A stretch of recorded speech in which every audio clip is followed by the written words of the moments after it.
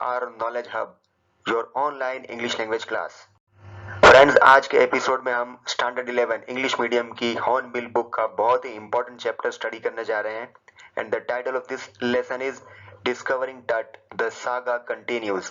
ये एक बहुत ही मिस्टीरियस और रहस्य से भरी कहानी है and as usually we will start with the introduction and then we will cover all the hard words.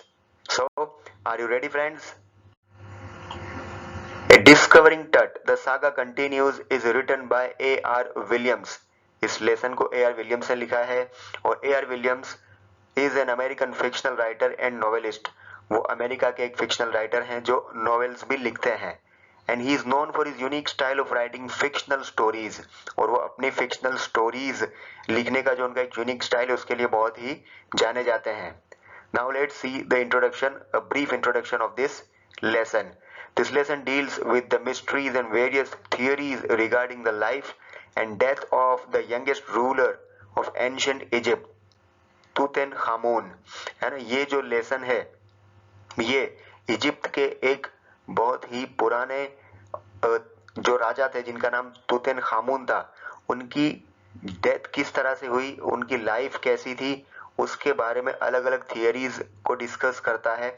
And इसके अंदर जब his tomb was discovered in 1922 by the famous archaeologist Howard Carter and since then his mummy has been subjected to various investigations.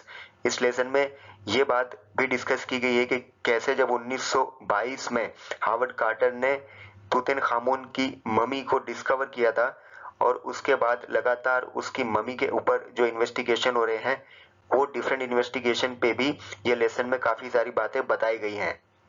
These investigations have answered a lot of questions and offered new clues on his life and death. और ये जो investigations की गई थी उससे काफी सारी जानकारी हासिल होती है कि तुतनखामुन की लाइफ और डेथ के बारे में, क्योंकि उनकी जो डेथ है वो काफी यंग एज में हो गई थी. इसके लिए उनकी डेथ के बारे में काफी सारे स्पेकुलेशंस लगाए जाते हैं. This lesson throws light on various processes of investigations and finding clues. और ये लेसन जब हम पढ़ते हैं तो हमें ये भी जानना मिलता है कि किस तरह से लोग फोरेंसिक साइंस का यूज करके अलग अलग तरीके से इन्वेस्टिगेशंस करते हैं और क्लूज ढूंढते हैं. We also get to know about lifestyles, beliefs and religious background of ancient Egypt. और इस लेसन को पढ़ते पढ़ते हमें प्राचीन मिस्र या प्राचीन इजिप्ट की हमें बहुत सारी मान्यताएं, उनकी लाइफस्टाइल और उनका जो रिलीजियस बैकग्राउंड है उसके बारे में भी काफी सारी नॉलेज मिलती है. So this is a brief introduction about author and this lesson. और मैं हमेशा आपको बताता आया हूं कि कभी भी एग्जाम में आंसर लिख रहे हो तो ऑथर का एक ब्रीफ इंट्रोडक्शन लिखो 1 और 2 लाइन का, और लेसन के बारे में भी आप लिख सकते हो. Okay, now let's move on to the hard words and The list of hard word is quite lengthy. है ना, बहुत सारे हार्ड वर्ड्स हैं इस लेसन में. सारे के सारे मैं आपको डिटेल में एक्सप्लेन करने वाला हूँ with the help of pictures and animations. The first word is saga. A long story about an event for many years. एक ऐसी कहानी जो बरसों से सुनाई जा रही है और वो खत्म ही नहीं हो रही है, that is called saga.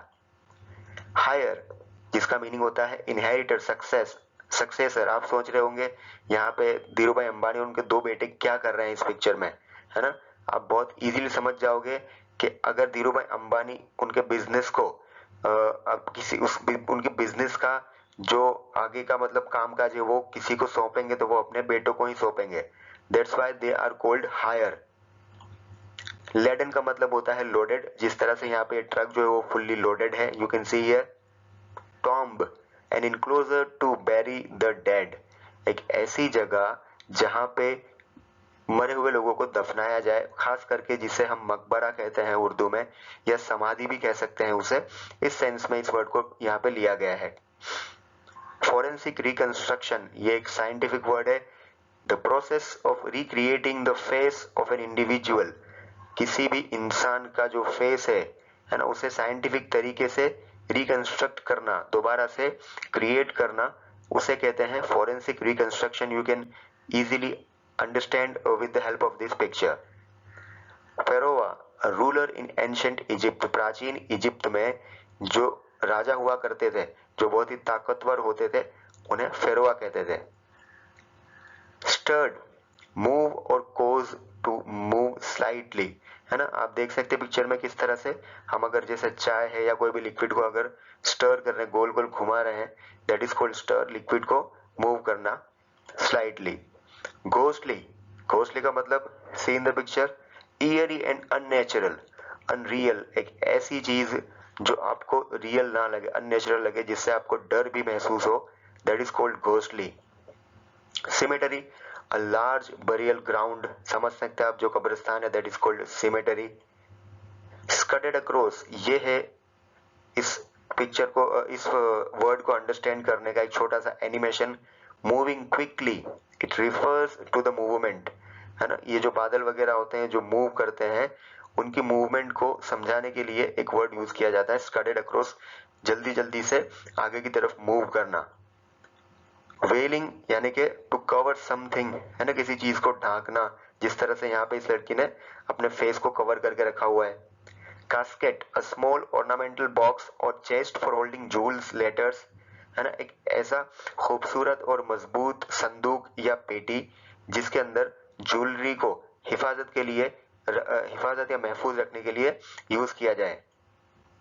Probe, probe का मतलब होता है किसी भी चीज की इन्वेस्टिगेशन करना या उसका एनालिसिस करना।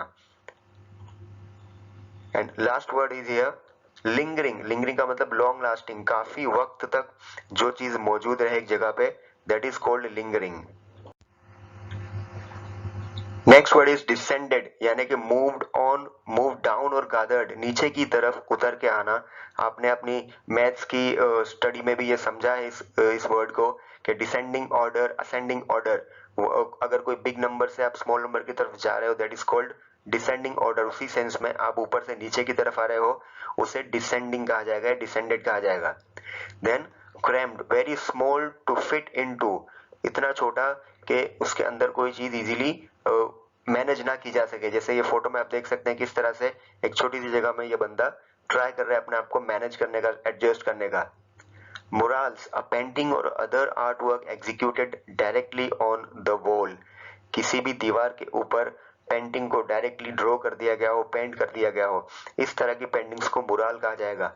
आपने भी अपनी सिटी में अलग अलग जगहों पे दीवार के ऊपर जो पेंटिंग्स देखी हैं, उन्हें मुराल्स कहते हैं। स्ट्राइकिंग का मतलब होता है प्रोमिनेंट, यानी बहुत ही अलग तरीके से दिखाई पड़ना, है ना। चार पांच लोगों के बीच में अगर कोई अलग दिख रहा है तो वो उसकी जो प्रेजेंस है वो स्ट्राइकिंग कही जाएगी, जो कि अलग महसूस हो रही है। Then pondering, think about something carefully, किसी चीज के बारे में बहुत ही ध्यान से सोचना। फ्यूटाइल मतलब होता है pointless, incapable of producing the result of something, है ना, एक ऐसी बात जिसका कोई रिजल्ट ना निकल सके। जैसे आप यहाँ पे देख रहे हैं इस पिक्चर में कि किस तरह से ये भाई जो है वो पानी को बाहर की तरफ थ्रो कर रहे हैं, लेकिन उनका पानी का इस तरह से थ्रो करना वो फ्यूटाइल एफर्ट है, क्योंकि वो ऑलरेडी पानी के अंदर ही खड़े हुए हैं। Okay, then next one is ransacked, जिसका मतलब होता है raid, go through a place to steal और डैमेज समथिंग। पिक्चर देख रहे हो आप, इसमें बहुत इजीली समझ रहे हो कि किसी के यहाँ पे चोरी करना या उसमें उनके घर में किसी चीज को डैमेज कर देना, दैट इज कॉल्ड रेड और रैंसेक्ट। एंटीक्विटी, इसका मतलब होता है एज या ओल्डनेस। ये वर्ड जो है वो पुरानी चीजों के लिए यूज किया जाता है, खास करके ऐसी चीजें जो बहुत ही कीमती हैं और जिनकी हिस्टोरिक वैल्यू बहुत ज्यादा है। Those things are called antiquity.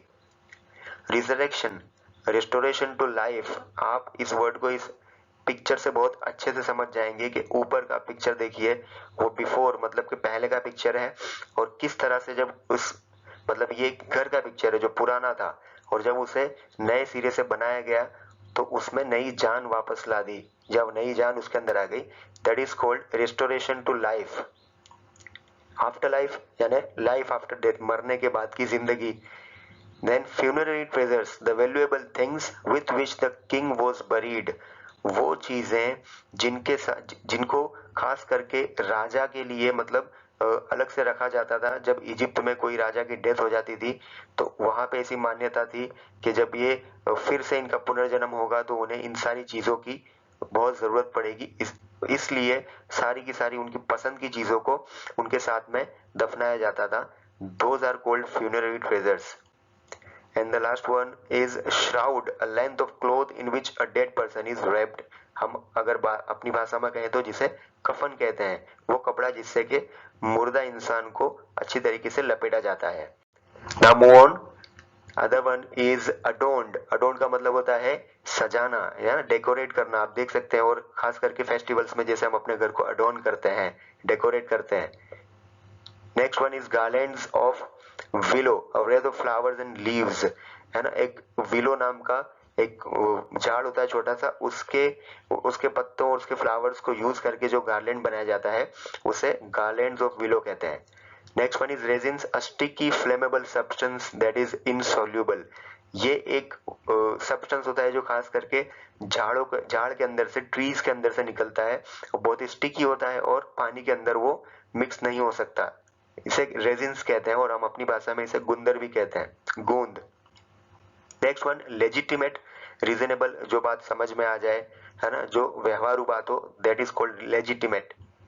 Next one is blazing, very hot, खास करके जब समर की सीजन में मई या अप्रैल मई के मंथ में जो गर्मी होती है और जो सन होता है उसे ब्लेजिंग कहा जाता है। It's blazing hot out there, ये वर्ड इस तरह से यूज होता है।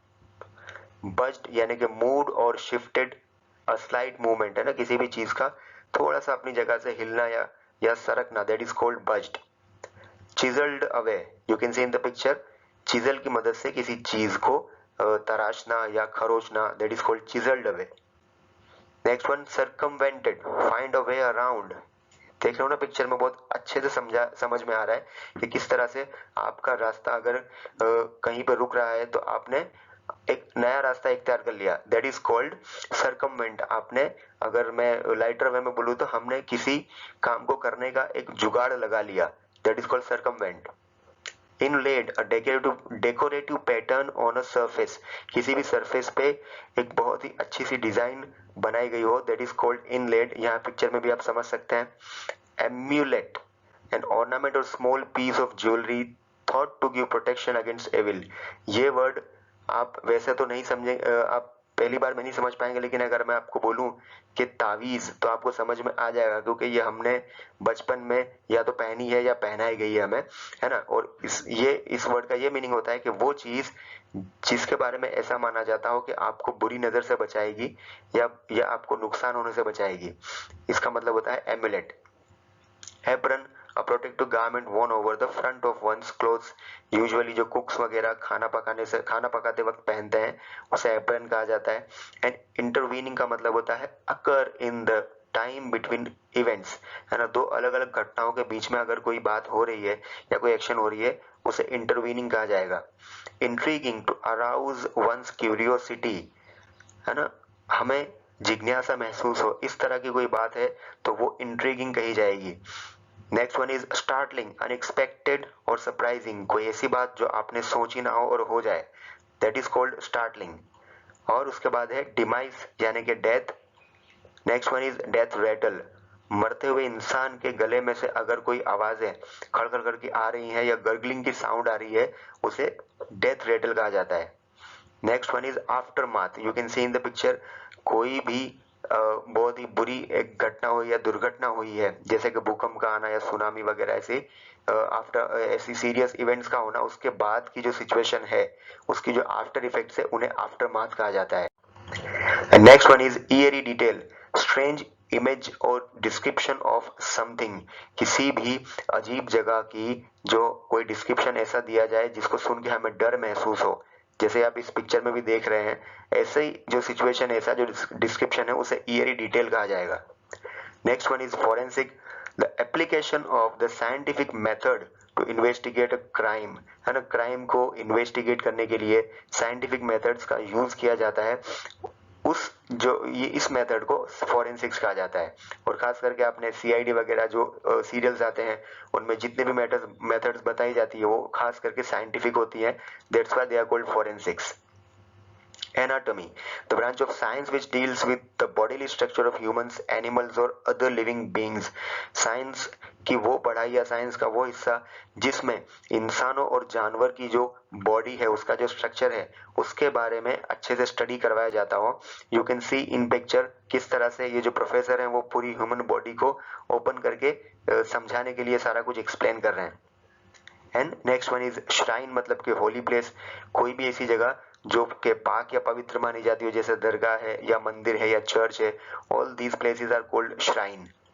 And next one is pallbearers, a person who helps to escort a coffin at a funeral, वो इंसान जो किसी की कॉफिन को, है ना, उसकी कब्र तक ले जाने के लिए हेल्प करें या उसको कब्र तक ले जाने का काम करें, they are called pallbearers. And next one is swirling. You can easily understand with the help of this animation के इस वर्ड का क्या मीनिंग है. swirling का मीनिंग होता है to spin और twist, है ना, थोड़ा थोड़ा सा घूमना या ट्विस्ट होना, जिस तरह से यहाँ पे इस इमेज में या इस एनिमेशन में ये जो लिक्विड है वो स्पिन भी हो रहा है, ट्विस्ट भी हो रहा है. And then next one is sprinted. Sprinted का मतलब होता है काफी तेजी से दौड़ के जाना. वैसे तो ये एनिमेशन स्लो मोशन में है, लेकिन आप समझ सकते हो कि जो रनर है वो स्प्रिंट कर रहा है, काफी तेजी से दौड़ रहा है हाई स्पीड में. एंड ओरायन, ओरायन जो है एक कॉन्स्टिलेशन का नाम है. कॉन्स्टिलेशन आपने साइंस में पढ़ा होगा कि जो तारे होते हैं उनकी जो श्रृंखला, उनका जो झुंड होता है, उन्हें कॉन्स्टिलेशन कहा जाता है. और ये जो है वो एक रियल इमेज है इस ओरायन के कॉन्स्टिलेशन की. And next one is astonishing, यानी कि अमेजिंग. आपको किसी चीज को देख करके बिल्कुल यकीन ना हो, इस तरह की अगर कोई बात है तो उसे अमेजिंग कहा जाएगा. And the last one is vertebrate, series of small bones which form a backbone, है ना, छोटी छोटी हड्डियों की जो हमारी सीरीज होती है जिससे हमारी बैकबोन जो है वो तैयार होती है, उसे वर्टिब्रेट कहा जाता है. सो Here comes an end to the explanation of all the hard words. मैंने आपको पहले भी बताया था ये काफी लेंदी लिस्ट है, लेकिन ये सारे के सारे वर्ड्स आई होप आपको समझ में आ गए हैं, क्योंकि हर वर्ड के लिए मैंने पर्टिकुलर इमेज और एनिमेशन का इस्तेमाल किया था. ओके फ्रेंड्स, तो now here comes an end to this episode. ये आपको वीडियो कैसा लगा है कमेंट करके जरूर बताएं, और अगर पसंद आया तो लाइक जरूर करें. And if you are new to my channel, please subscribe it. I will be back with the detailed explanation of this lesson in my next video. Till then, have a good day. Thanks for watching.